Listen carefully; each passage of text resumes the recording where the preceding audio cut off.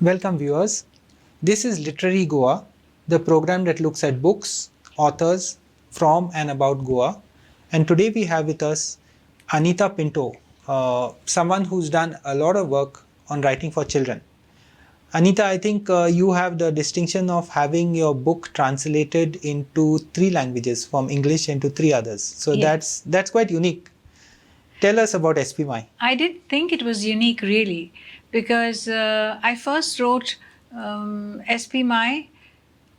Honestly, it was you who propagated the whole book. I had already written a book for children, and I met you on the street at carnival time, and you said, "Why don't you bring out another book?"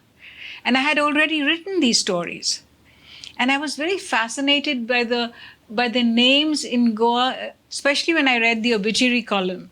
It would go on with these long double-barreled names, and Espiosa Mai was something that I liked the sound of, and that is why I wrote the story about her. And there were many other stories on Goa in this book.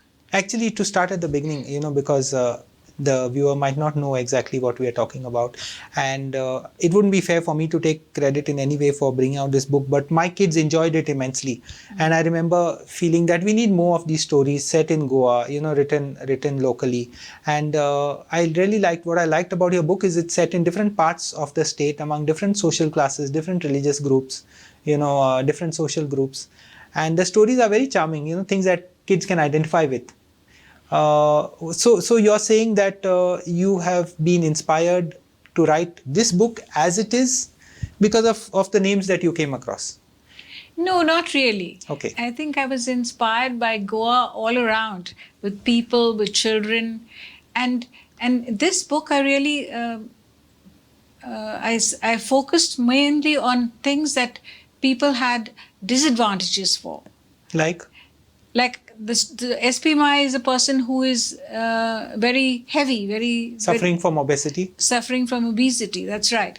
And there is a person who's lame. There's about name. There are different superstitions and different things that come up in Goan life, which they believe in, and they carry on from generation to generation. Yeah, so like for example, the story of what will the people say, Lokita Yes. Mutolo in that sense. No? And even What's in a Name. What's in a name? That's one of my favorite stories, which I wanted to push to all children. Which is about? Which is about a little girl who's called Tikli. Yeah. And her name is really Joanna. Okay. And they said that Tiklo was a boy's name for it. And when they named a boy Tiklo, it means that he's stuck. This old tradition that if a boy is born after 3 girls, it's good luck for the family, and if a girl is born after 3 boys, it's bad luck for the family, kind of thing, no? No. It is after 3 boys or 3 girls. The person who's born after that is the one who's stuck with the parents for the rest of their life. I see. But that was very upsetting for me to hear. I see. All kinds of traditions, some of which are not very. So through this book, you're trying to give children a positive message. Is it that? I am. Okay. So of course, can you share with us some of the stories which are in the book? For example, just the themes. I want to know.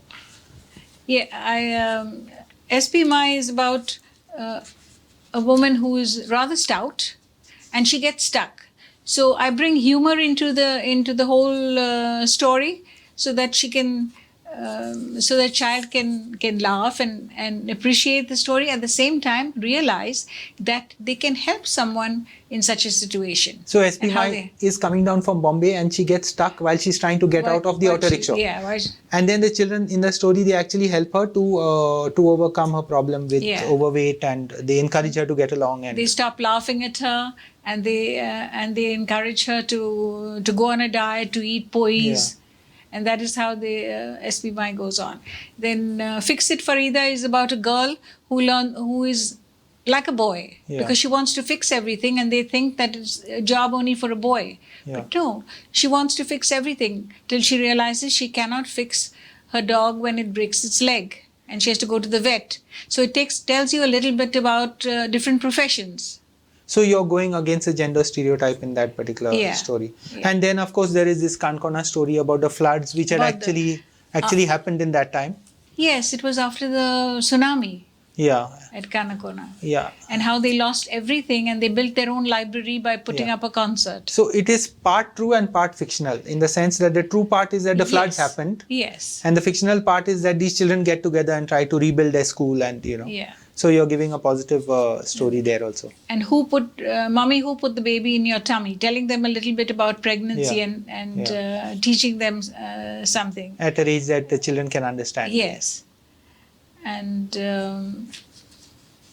also the Rose Garden, which talks about Alzheimer's. Okay. So different Which can be disabilities and abilities that people have, and Yeah. how they can accept it and live with hope and be able to overcome whatever is there in the family without any kind of a slur on their family name or their situation. So you're telling the kids that this is something that can happen to your grandparents or parents or Yes. whatever, Yes. but it's a reality of life and it's something we need Yeah. to cope with. Yeah. And what I particularly liked is the way your stories are set in different Goan villages. So like when I was reading it to my kids when they were very Yeah. tiny, they would say, is it our Kalangut that we are talking about, not the neighboring village and things like that. So it's very surprising. What was the response to a book like this? Oh, it was very good. Many people from Goa wanted, as you said, like with your children, they related to the place, that they knew the place that, did it really happen here? They asked Yeah. their parents. And the parents came and told me. Until today, some of those children who read those books when they were 4 and 5 are still reading them. I see. I see. From 2011, they're still reading them. They said sometimes during exam time, they pick up this book at night time and read it. One of the schools, without taking names, I think actually bought a number of copies to use it as a rapid reader. For the 5th standard students or something like that. So, we have a shortage of stories set in Goa, isn't it? And written in Goa, in English. Yeah. Konkani, you have quite a few. Yes. Probably Marathi also, but in English there are only a few. At one stage, someone called you the Enid Blyton. One of the journalists, a friend, called you the Enid Blyton of the of Goa, and you were not very flattered. Why? Because I just felt that Enid Blyton's writing was different completely from what I wrote. I think I write to be able to teach children something. Although I don't preach, I like to feel that I teach. And I don't think Enid Blyton does that. But whatever, both of you all have got the reader completely caught up and, engaged and loving whatever you write. So I think that was meant as praise, whatever it is. Yeah. But I mean, it was praise. Yeah. Because and really it was more than praise, because she has written far, far more and has become a worldwide name today. There's a full World industry, famous. with people churning out books in her name long after she's dead and whatever it is. But people still enjoy that, Famous 5, Secret 7, whatever. We grew up with that, and in a way our minds were colonized, Anita, with that kind of writing, because it wasn't set locally, not even in India, forget about Goa. It was set away, 5,000 kilometers away. And the kind of trees that we spoke about, the kind of tea parties that they spoke about, it was so alien to all of us. So then it got translated into 3 languages. That's Romi Kokni. Yeah, Romi Kokni by Dalgat Kokni Academy, and Isidore. But Isidore Dantas translated it. Right. Yeah. Right. And and then Portuguese, which was crowd translated in that sense with. Yes, and we got translators from all over the world, which was a very fantastic thing, really. And they did the work without charging a dime, I think, because they liked the story so much and they found that it was unique, set in Goa. Yeah. And Inez Figueira was one who translated 3 stories, and later on became the director of Fundista Orient. Yeah. So when I went to her, I was so excited to meet her. Both of us hugged each other, and she said, "I will see that the book is published." I see. So it actually came out in Portuguese. Yeah, that is how it was sponsored by Fundista Orient. 2014, 13, somewhere. 14. Yeah. And very recently in Marathi, this was 2019. 18, sorry. By one of your colleagues who liked the stories? Yes, Dr. He is Professor Jeevan Kedekar, who is a chief coordinator. And when I asked the students, I said, I really would like to translate it into Marathi because I want the Devanagari script. Yeah. And he was passing by and he said, I'll do it. I see. And I was really excited about that because I wanted the book in Devanagari script and in Marathi, because there are so many children who still go to the primary school in Marathi. With the Marathi. It's an important language. It is an important language, in that sense, translating is a way to reach out to wider audiences, isn't it? Some challenges, some difficulties. Yes. Some difficulties in doing it, because like your stories, names need to get across. Yes. I think when you were doing Portuguese, this word "mai," which is Konkani, it has a different connotation and a different spelling, and it can cause some kind of confusion. But of course, your first storybook is Tales from Golden Goa. You want to tell us the story behind this book? I was brought up with stories. Both my parents always told us stories, and so I continue to tell my children stories. And my friend, almost childhood friend from college days, Alexis, who is illustrated. No, he illustrated SP My book, and he wrote the foreword to this book. I see. Yeah. So very simple book, very simple, very few pages, but very powerful stories, nicely told, and set in Goa. All of them set in Goa, about the general things: the pig who was going to be slaughtered and didn't want to be slaughtered, the mosquito that got caught, the monkey who robbed the mango. So it was very everyday kind of topics that any child can relate to, about their experiences. How did it come about? You were telling me about Father Freddy's role in this. Yes, I first went to Kamath Graphics. We have Ashok Kamath, who is a friend of ours. So I asked him, I said, if I want to publish this book, and he sent me to Father Freddy. And Father Freddy corrected some of my Konkani words. I see. And he asked me to go to Fundisa Orient, which had just started then. And they sponsored the publication of this book. I see. That is Father Freddy DeCosta, who used to run Gulab magazine. That's right. Unfortunately, passed away early. He had his own press, and also you printed 2,000 of this in Goa itself. In Goa. Nice color printing and all. Fundisa Orient gave 1,000 copies to all the libraries, school libraries in Goa. I see. It's difficult to come by. But tell us about your other role. I know you are also, a professor and things like that in the subjects of what exactly do you teach? I used to do all communication, oral and written communication, but now I do only creative writing and emotional intelligence. I see. In MAPSA this is? In MAPSA, in Saraswat College and DMC College. I see. It might be a bit unfair to call you Professor Coelho's daughter, but I'm sure some of our viewers would know Professor Coelho. Yes, perhaps they do. So he was in St. Xavier's College in Bombay Yes, in Bombay for 35 years. Teaching history? Teaching history. He was also a paper setter examiner teacher at the university and all the major universities of India. He was paper setter and examiner for. And he was also a PhD guide for history. Yeah. While we are talking about Golden Goa, just to go back a bit, tell us about Nico and your late husband, because I think I've dedicated this book to my late husband, Nico Pinto, because he always wanted the Goans to come back to Goa. He came back to Goa from East Africa after 3 generations. I see. And so he wanted Goans to come back to Goa. So I dedicated it to him in the hope that Goans would come back to Goa. The book has reached all over the world, and hopefully there are people who are coming back today. There are a few, and they are contributing quite a bit in that sense. The numbers are few compared to the numbers going out. Yeah. But still, I think that's a vision, and it's an important vision. Anita, is it true that we get most interested in children's stories when we have small children ourselves, and that's a time when we should write these stories or promote them or publish them or whatever?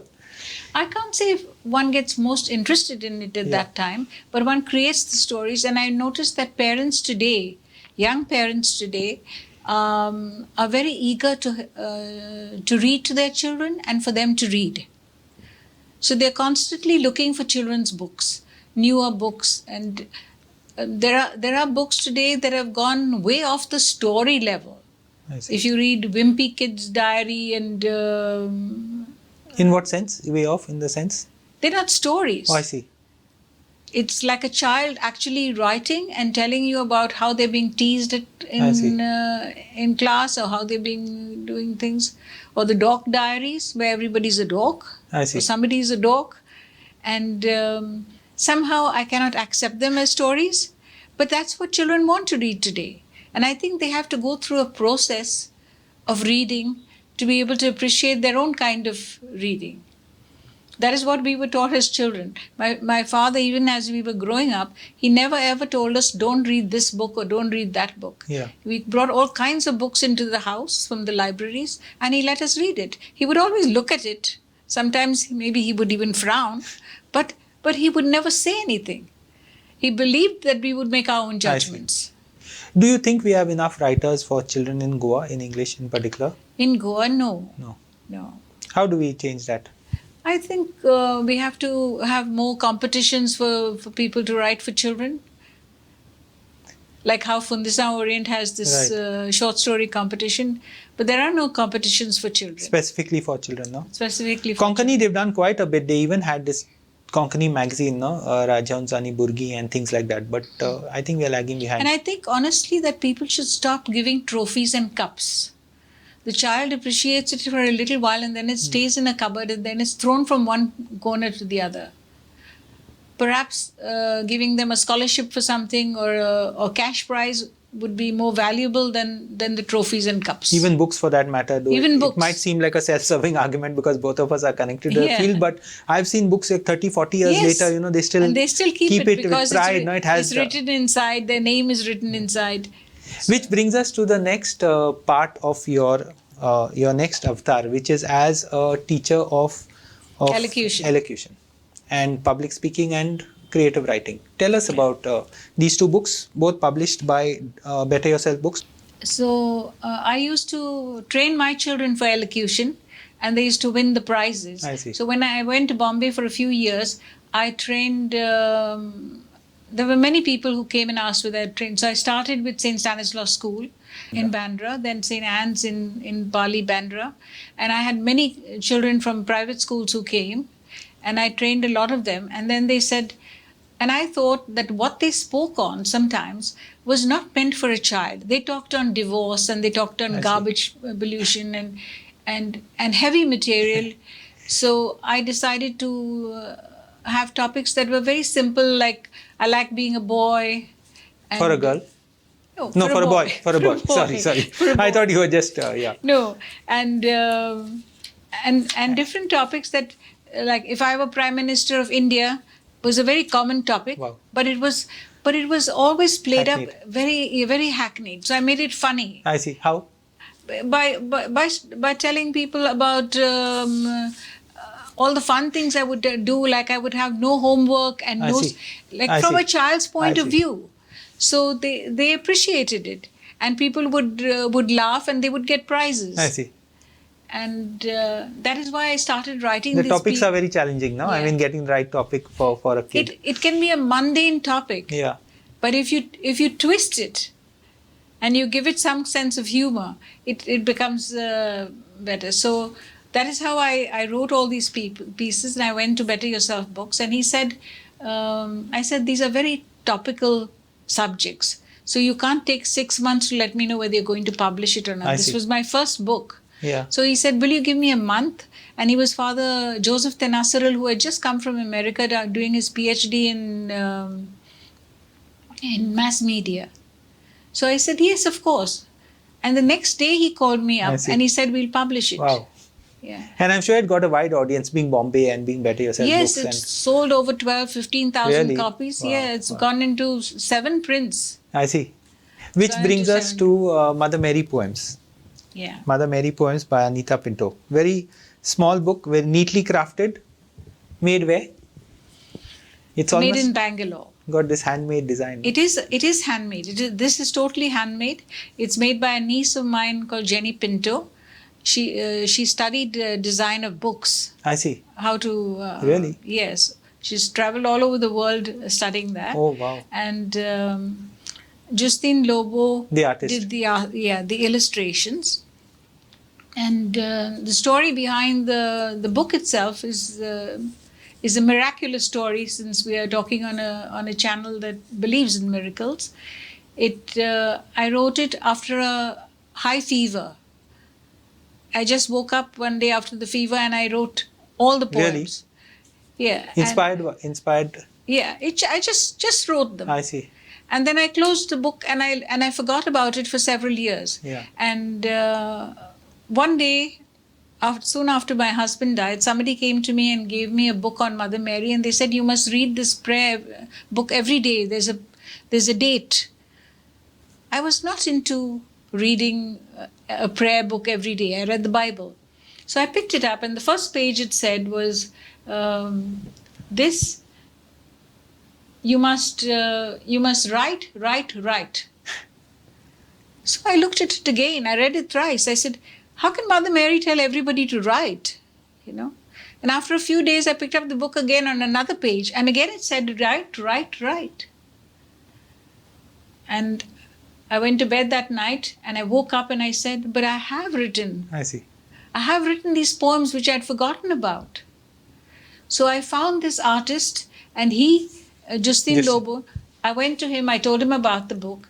And when he went the next day, he was passing by the church in Panjim, and there was some novena to Mother Mary going on. He walked in, and he came out and he rang me up. He said, come and see the illustrations I've done, and I'm not charging you anything. I said, why? He said, I don't know. When I went to see Mother Mary, she told me not to charge you anything.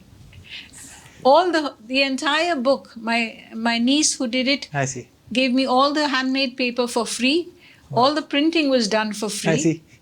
So I gave all the proceeds of it to women and children from Goa who are suffering from cancer. Okay. And we got a lot of funds for that. Wow. And the last two? These are value education books that I have co-authored. White Dove, which is done by Orient Black Swan. Yeah. So they are just value education books on different subjects of value, which I've co-authored with Usha Tharoor and Kanchan Banerjee, who's a friend of mine from Bangalore. That's quite a lot. They're selling thousands and thousands of books per year. And if you had better facilities to get published more easy, to reach a wider audience, I'm sure it could have reached far more. But in Goa, we are at one niche of the country, and people don't appreciate it fully. Yeah. What are your next plans? I've just finished a third book of elocution pieces for students. I see. And it's with the publisher just now. I see. So these are more pieces and more modern pieces because times have changed. Yeah. One is called God is Dead, telling us how today people are making everything a god, and consumerism has become a god. And funny subjects as well about children's things. I see. But Technium, which is the world to come. I see. So I hope I have kept it a little more modern in its outlook. Then I'm doing one book on how to write poetry for children. So those are two in the offing. And whatever comes up, more of the same. Maybe another edition of SP Mai because it's out of print. And another edition of SP Mai, yeah. I've already written the stories. Your poem. Yeah. Do you want to end with that? Yeah. Which we were just talking about before we started. Yes. Introduce it. The thing is that because I write for children, I feel that I'm not taken very seriously as a writer. Maybe it is just my impression, but I wrote this poem and I'm only reading the beginning and the end of it. It's called Don't Take Me Lightly. So I'm not considered a serious writer. I write for children, funny stories, village tales, life experiences to declaim, not serious writing that tear your gut and maim. My language is simple, childlike, naive, candid, trusting a child to understand the joys of life, the pains of living. Then I go on to say other things, and I end with, but I write a serious verse that can tear your gut and maim. You can take a paper bag of my poetry, turn it upside down and shake. It stands up straight. It's what I make. It's what I stake. Thank you so much and so well put. On that note, we'll end this small discussion. Thank Thank you, you. Anita, for coming here. It's really been a pleasure to read your work. Thank you for calling to me. share it. I so appreciate that I'm able to share it with you. So thanks viewers for being with us. You just heard Anita Pinto. This is coming to you from the CCR studios on the banks of the Mandovi River in the heart of town. Thank you for being with us.